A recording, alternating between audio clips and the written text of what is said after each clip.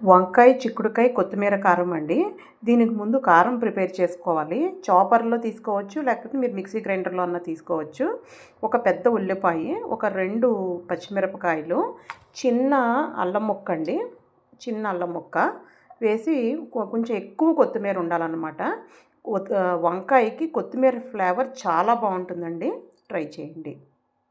ఇంత మెత్తగా అవ్వాలన్నమాట. మళ్ళీ కొత్తిమీర వేసేసరికి ఇంకా గ్రైండ్ చేస్తాం కదా, ఇంకా పెట్టుకుని తాలింపు గింజలు వేగించుకోవాలండి. పచ్చిశనగపప్పు ఎక్కువ వేసుకోవాలి. తాలింపు వేగాక కొంచెం చిక్కుడుకాయలు, కరివేపాకు కూడా వేసేసుకోవాలండి.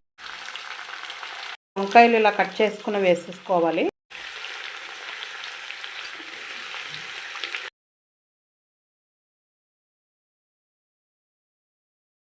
మగ్గిపోయిన తర్వాత మనం ముందుగా ప్రిపేర్ చేసిన కొత్తిమీర కారం ఇందులో వేసేసుకోవాలండి.